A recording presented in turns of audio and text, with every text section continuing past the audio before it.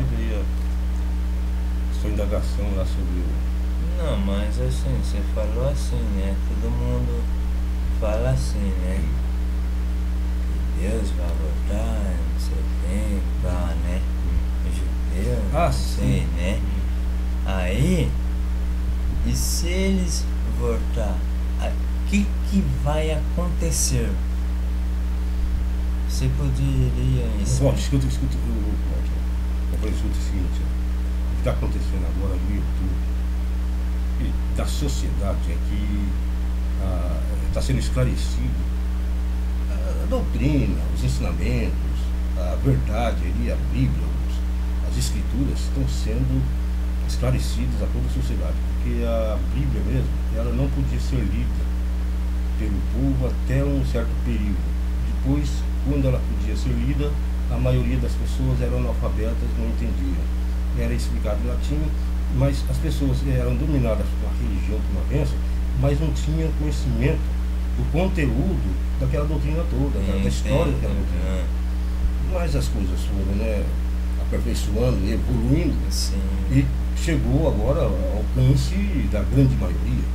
Hoje a grande maioria, ainda existem bastante analfabetos, mas a grande maioria tem a capacidade de leitura, né? Consegue ler, chega a ele o conhecimento. Aí então agora está tendo uma certa observância global sobre essas religiões, sobre as escrituras, né, dentro da humanidade. Muitas pessoas estão assim, decepcionadas, estão desapontadas. Em umas porque as evidências são contrárias às histórias, aos relatos, às coisas registradas, né? Então existe assim uma certa desentendimento, uma certa desequilíbrio entre as evidências e entre as coisas que aprenderam. E a religião, o cristianismo, nós aprendemos desde o dia que nós temos, é uma parte da nossa cultura. Então, agora muitas pessoas, mesmo diante daquilo que está dentro, enraizado lá na sua consciência, está aprendendo que as coisas não são exatamente como foi inserido para que entendessem. Então está tendo muitas pessoas que estão se desviando, estão perdidas e não sabem aonde, porque o único caminho apontado é esse caminho que eles conhecem. Eles não conhecem outro caminho. Esse é o único caminho. Agora, sabendo que aquele único caminho está tendo tantas dúvidas, né? Agora, poxa, se esse não é, não há outro. Então, gente esperta, claro que existe muita gente esperta, vendo essas condições, já estão fazendo no YouTube insinuações de conhecimentos, entendimentos, para poder pescar, para poder aprisionar, para pegar um novo rebanho. Esses que estão desorientados, um novo ensinamento, um ensinamento propício para aqueles que estão desorientados, para formar uma nova, tipo outra nova técnica, uma nova religião, um novo poder, uma concentração de poder. Porque a religião, compreende assim, a religião é onde você entrega, onde você desiste da sua própria capacidade. Você não tem capacidade de se achegar a Deus, você não tem capacidade de compreender, você não tem capacidade de discernir. Escuta, você não tem capacidade de discernir a natureza. Dessa forma você vai lá e entrega uma coisa, uma esperança, uma promessa de uma coisa que você não conhece, não sabe a origem, não sabe de onde veio. Entrega aquela promessa, aquele evento ali, a tua vida. Você desiste da tua vida quando você deixa de pensar quem é você, o que é a existência. Porque então isso, a religião, ela é um banco de poderes humanos. O poder que a pessoa tem de ser vivo, ele vai lá e entrega-se a uma crença, a uma promessa que ninguém conhece, ninguém sabe. É isso que eu penso da religião também. Verdade. E aí, você ia falando?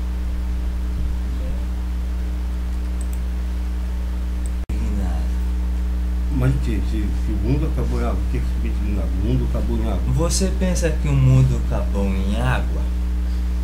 Sim ou não? Não, porque o mundo não acabou, o mundo está aqui. Como é que você está numa coisa que acabou?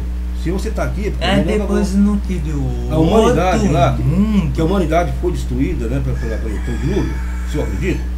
Bom, é história, tem história. Tem história, a história escrita lá na Bíblia, Não, tem as escrituras, relatos bíblicos, são histórias, né, que vem passando para a gente, que é uma coisa que está, é um conhecimento que está para toda a humanidade, então a gente não pode desprezar. Além disso, mais dentro da história, outras civilizações descrevem um grande dilúvio. Descrevem um grande dilúvio. No Japão, no Oriente, parece que está numa caverna, tem lá uma lenda que diz, é só que se mostra assim. Aquele era Birra e Nimrod não, Birra e Decalião. Birra e Decalião. Deus resolveu acabar com a humanidade e falou para Decalião construir uma arca. E entrou lá Birra e Decalião, os animais na arca, e choveu lá uma certa quantidade. Isso está escrito na caverna no Japão, né? Ali não é 40 dias, aí mudou a escala de tempo, é mudado. Mas houve ali um espaço de tempo, então houve a chuva tal, desceu, acabou, assentou a arca lá dessa história da caverna. Aí aconteceu que, abaixando, Decalião pegou um punhado de pedra, jogou para trás, e essas pedras se transformaram em homem. É verdade. E Birra, né, que é a mulher, né, pegou outro punhado de pedra, jogou para trás, e essas pedras se transformaram em mulher. E assim deu início à povoação do mundo.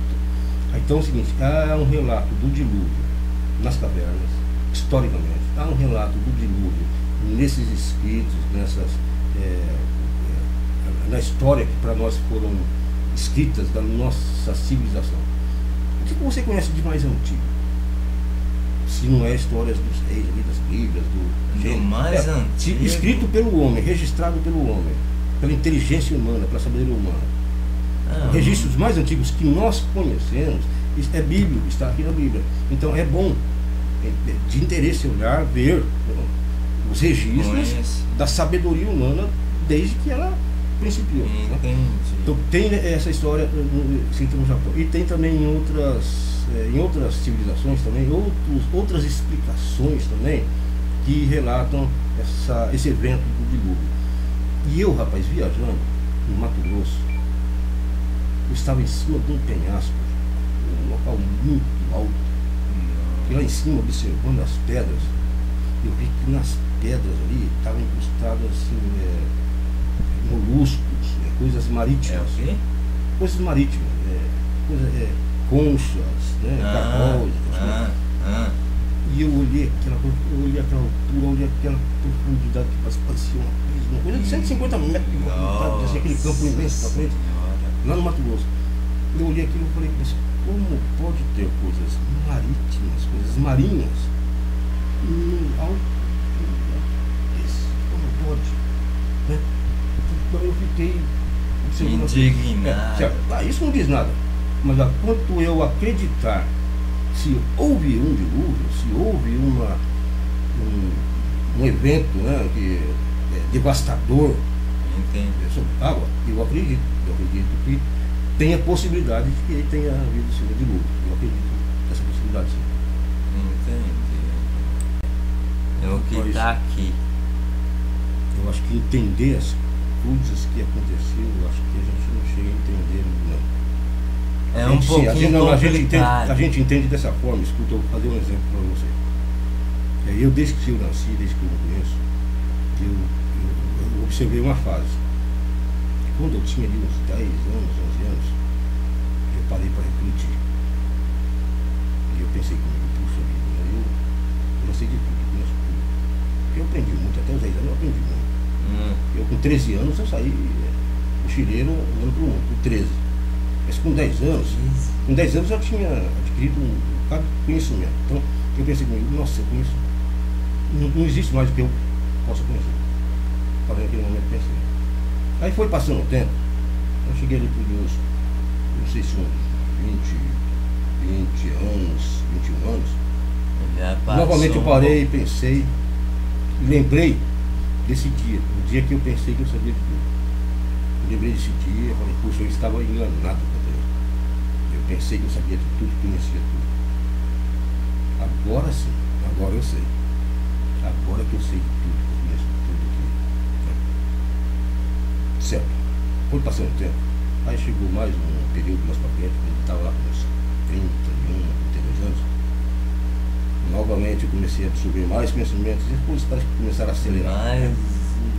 De novo tive aquele sentimento, né? aquele momento.